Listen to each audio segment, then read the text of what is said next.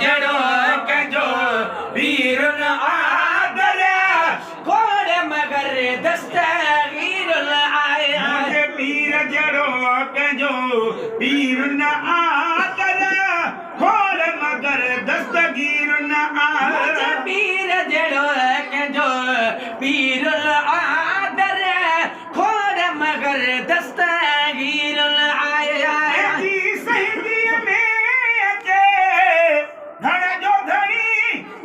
सजड़ो कर सदा कदम खणी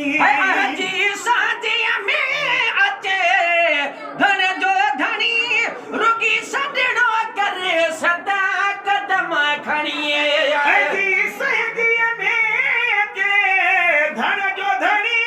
रुगी सजड़ो कर सदा कदम खणी अड़ी ज़ात अमा बि नाहे जणी ना जहे खीर न आया मुझे पीर जड़ो कंजो पीर न आदर खोड़ मगर दस्तगीर मुझे पीर जड़ो कंजो पीर आदर खोड़ मगर दस्तगीर आया बुढ़ी बचड़ो मयूसिरनी रतबानी आयो अब्दुल कादिर जीलानी बुढ़ी बचड़ो मयूसिरनी रतबानी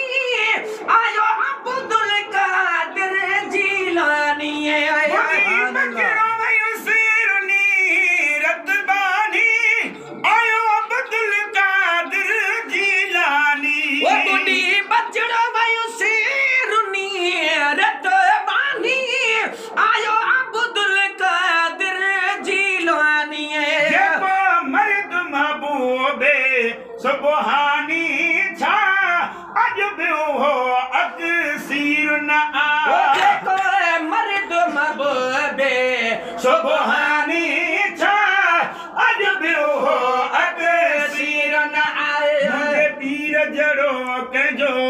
पीर न आदर खोड़ मगर दस्तगीर न मुझे पीर जड़ो कंजो पीर आदर खोड़ मगर दस्तगीर आया असा उन्हीं जा आयूं सो आयूं बेकहिते नाज़ कंदा नायूं मैं असा उन्हीं जा आयूं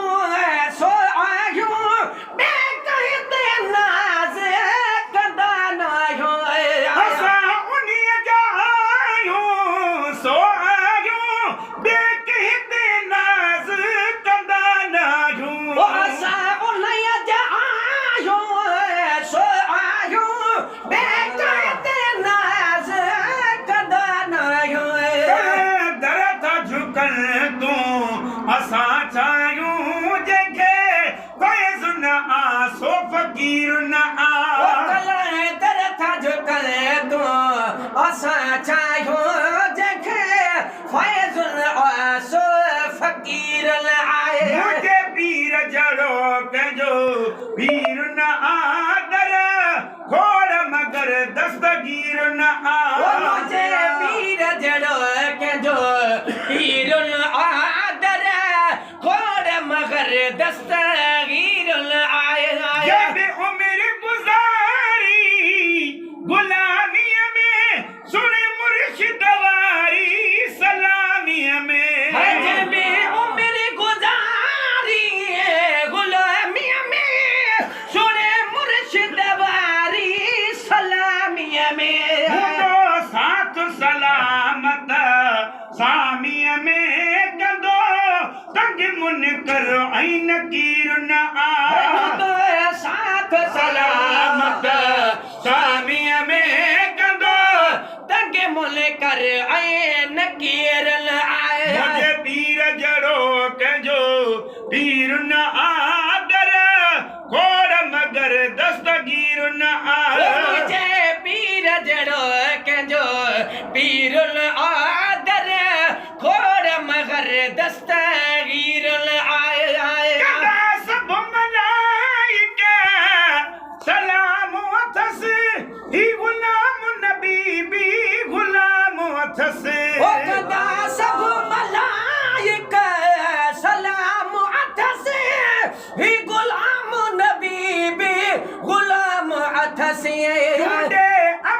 रखो अड़ो नाम अथसि रहो दूर सो दामन